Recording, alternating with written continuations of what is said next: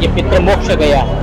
यहाँ जो है कहा गया सब तीर्थ अपने लिए, अब गया तीर्थ पितरों के लिए। कहते हैं कि माता सीता अपने ससुर दशरथ जी का यहीं पे पिंडदान की थी।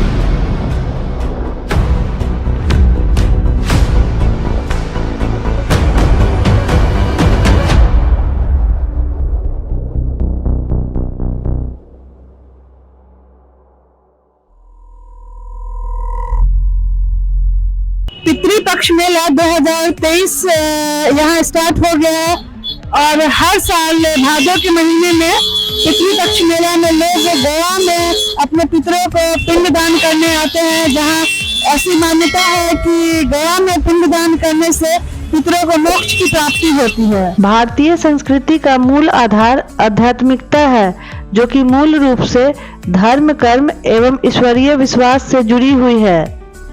विष्णुपद मंदिर गया जिला में मोक्षदायिनी फाल्गु नदी के किनारे पर स्थित है। वैसे इस मंदिर का वर्णन रामायण में भी है, लेकिन वर्तमान में स्थित मंदिर का निर्माण इंदौर की महारानी अहिल्याबाई द्वारा कराया गया था। विष्णुपद मंदिर सोने को कसने वाला पत्थर कसौटी से बना है, जिसे जिले के अतरी प्रखंड के पत्थरकट्टी से लाया गया था। ये मेला 28 सितंबर से शुरू हुआ है और ये 14 अक्टूबर को खत्म होगा। और जैसा कि आप पीछे मेरे देख रहे हैं, ये विष्णुपद मंदिर है और कहते हैं कि यहीं पे भगवान विष्णु के चरण चिन्ह अंकित है, जो कि मंदिर में है और मैं आपको आगे दिखाने वाली हूँ। तो चले।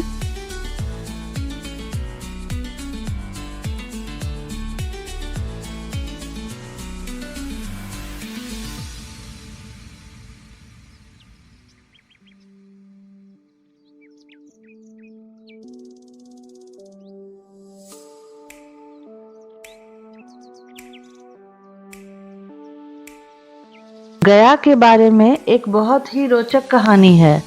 कहा जाता है कि पुराणों के अनुसार एक राक्षस हुआ करता था, जिसका नाम था गयासुर। गयासुर को उसकी तपस्या के कारण यह वरदान मिला था कि जो भी उसे देखेगा या उसका स्पर्श करेगा, उसे यमलोक नहीं जाना पड़ेगा। ऐसा व्यक्ति सीधे विष्णु लोक चला जाएगा। इस वरदान के कारण यमलोक सूना होने लगा। इससे परेशान होकर यमराज ने जब ब्रह्मा, विष्णु और शिव से यह कहा कि गयासुर के कारण अब पापी व्यक्ति भी वैकुंठ जाने लगा है, इसलिए कोई उपाय कीजिए। यमराज की स्थिति को समझते हुए ब्रह्मा जी ने गयासुर से कहा कि तुम परम पवित्र हो, इसलिए देवता चाहते हैं कि हम आपकी पीठ पर यज्ञ करें। गयासुर इसके लिए तैयार हो गया। गयासुर के पीठ पर सभी देवता और गदा धारण कर विष्णु स्थित हो गए। गयासुर के शरीर को स्थिर करने के लिए इसकी पीठ पर एक बड़ा सा शिला भी रखा गया। यह शिला आज प्रेत शिला कहलाता है।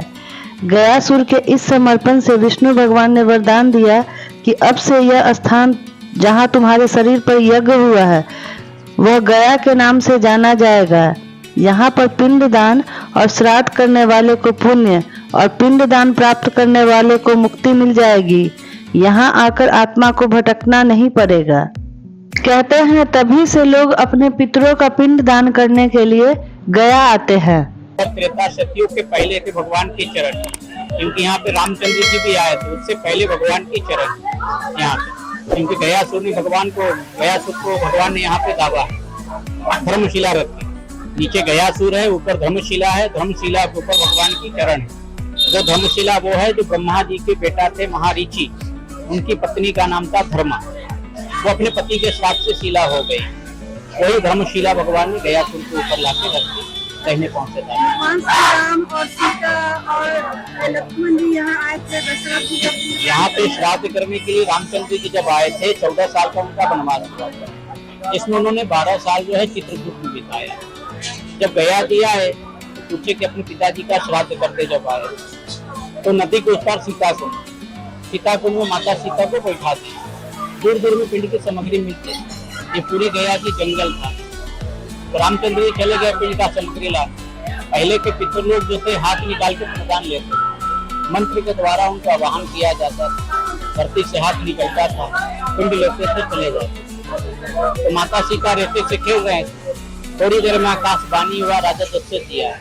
माता सीता से बोले सीता हमें पिंडदान दो। माता सीता बोले मेरा अधिकार नहीं, आपका पुत्र का अधिकार है, और पुत्र जो है सामग्री लाने के। तो राजा दशरथ जी बोले कि जब तक वो पिंड का सामग्री लेके आएंगे तब तक मेरा वैकुंठ का द्वार बंद हो जाएगा और सूर्यास्त हो जाएगा। तो सूर्यास्त के बाद श्राद्ध वर्जित नहीं होता। और श्राद्ध सूर्यास्त के बाद जो श्राद्ध होता है वो पितरों को नहीं, वो प्रेत को मिलता है। तो माता सीता बोले मेरा अधिकार नहीं है तो मैं कैसे पिंडदान दूं? पहले गया जी में स्त्री का अधिकार नहीं था श्राद्ध करने। तो राजा दशरथ जी बोले कि जितना अधिकार पुत्र का है उतना अधिकार बहू का। बहू एक बेटी का सम्मान है, तुम हमारे गोत्र, इसलिए तुम हमें पिंडदान दो। तो माता सीता बोले मेरे पास कोई सामग्री नहीं। तो राजा दशरथ जी बोले कि जिस रेते से तुम खेल रही हो उस रेते का 3 गोला बना के हमें दे दो। माता सीता बोले हम तो पिंडदान दे देंगे, लेकिन जब आपका पुत्र आएंगे तुमको मैं क्या बताऊं? तो कोई प्रमाण साक्षी तो चाहिए। तो राजा दशरथ जी ने 5 का साक्षी रखा। माता सीता ने पिंडदान दे दिया। राजा दशरथ जी पिंड लेके चले गए। जब रामचंद्र जी आए उनको बताया कि मैंने श्राद्ध कर दिया। तो उन्होंने कहा तुम्हारा तो अधिकार नहीं था, तुमने श्राद्ध कैसे कर दिया? तो उन्होंने कहा कि ऐसे ऐसे पिताजी ने बताया कि इसकी प्रमाण तो है, किसी को समर्थ तुमने श्राद्ध की हो? कहे हाँ माता आपके पिताजी ने 5 का साक्षी रखा। तो कहे हमें पूछा। तो पहला इस नदी से पूछा गया, इस नदी ने झूठा बोल दिया, फल्गु नदी, कि मैंने सीता माता को पिंडदान करते हुए नहीं देखा। माता सीता ने इनको श्राप दिया कि तुम कलयुग में 8 महीना सूखा रहोगे, 4 महीना पानी रहेगा। इन्होंने बहुत याचना किया तो कहा ठीक है तुम अंतरशिला रहोगे, नीचे नीचे धारा चलेगा। लेकिन सरकार ने यहाँ प्रकृति के साथ खिलवाड़ किया, यहाँ रबर डैम बना दिया। दूसरा पूछा गया गौ माता से, गौ माता ने भी झूठा। उनको श्राप मिला कि कलयुग में तुम विष्ठा खाओ, तुम्हारा आगे से पूजा नहीं पीछे से पूजा। गौदान वगैरह लोग करते हैं तो कुछ पकड़ते। तीसरा पूछा गया ब्राह्मण से, ब्राह्मण ने भी झूठा बोला। उनको श्राप मिला कि कलयुग में हमेशा तुम हाथ पसार की दक्षिणा मांगो। ब्राह्मण हाथ पसार की दक्षिणा मांग रहे हैं दक्षिणा। चौथा पूछा गया तुलसी माता से, तुलसी माता ने भी झूठा बोला। उनको श्राप मिला कि कलयुग में तुम जहाँ तहाँ गंदगी में पैदा, लोग अगर तुम्हें घर में लगाएंगे तो ज्यादा दिन टिकोगे। आप तुलसी का पौधा घर में लगाइए, वो ज्यादा दिन टिकेगा। लेकिन गंदगी जगह में देखो तो हरा भरा। लेकिन तुम पूजे जाओ, भगवान का जो भोग आग लगेगा अगर उसमें तुलसी का पत्ता नहीं पड़ेगा तो भगवान का प्रसाद नहीं होगा। इसलिए आदमी भगवान भोग लगाते हैं, हम लोग भी तो तुलसी का पत्ता। पचमा पूछा गया बरगद का पेड़। उन्होंने कहा मैं सबकी तरह झूठ नहीं बोलूं, मैंने सीता माता को पिंडदान करते हुए देखा, मैं साक्षी हूँ। तब उनको वरदान मिला कि जब तक सूर्य चंद्रमा रहेगा तुम्हारा पेड़ हरा भरा रहेगा। जो तुम्हारे नीचे दर्शन पूजा पिंड प्रदान करेंगे उसका तुम साक्षी नहीं। बरगद का पेड़ तो हमेशा हरा भरा है। तो पिंडदान जो है उसी समय से यहाँ पे हो रहा है, जिस समय यहाँ पे गयासुर में आया। बगल में शमशान घाट, वहाँ जो है 24 घंटा जो बॉडी का अग्नि उत्पन्न रहता है। 3 जगह का शमशान कभी बंद नहीं हुआ। पहला गया जी, दूसरा काशी विश्वनाथ, तीसरा महाकालेश्वर। ये 3 जगह का शमशान 24 घंटा पिंडदान काशी में नहीं है। काशी में भी पिंडदान नहीं है, प्रयाग में भी पिंडदान नहीं है। कहा गया काशी हिंडे, प्रयाग मुंडे, गया दंड और पिंडदान।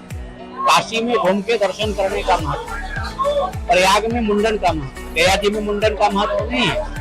लेकिन लोगों का इच्छा होता है कि मैं श्राद्ध करने जा रहा हूँ पितरों का, तो मुंडन करा दूं। लेकिन श्राद्ध के समय यहाँ गया जी में मुंडन का महत्व नहीं। गया जी में पिंडदान करने के बाद गया पाल पंडा जो हम लोग ब्रह्मा जी को उत्पन्न हुए, जो बोला गया है 14 गोत्र का उत्पन्न किया हुआ ब्राह्मण जो हम लोग गया जी में। गया श्राद्ध के बाद अगर गया पाल पंडा से आशीर्वाद नहीं मिलेगा तो गया करने का कोई महत्व नहीं। आप कहीं भी श्राद्ध कर लो, कोई पंडित करा दे कि आपका उद्धार हो जाएगा, उद्धार नहीं। ये वायु पुराण में, स्कंद पुराण में, ब्रह्म पुराण में, विष्णु पुराण में दिया हुआ है। गया का मूल है जो तीर्थ ब्राह्मण बोलते हैं, पितृ पुरोहित, वही लोग सुफल देंगे तब पितृ का मोक्ष होगा।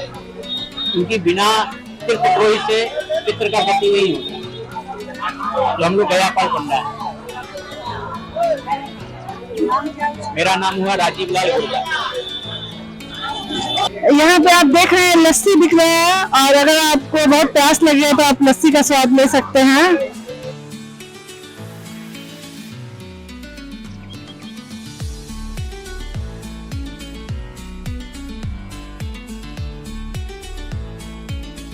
ये गया का फाल्गु नदी है, आप देख रहे हैं। और कहते हैं कि माता सीता अपने ससुर दशरथ जी का यहीं पे पिंडदान की थी।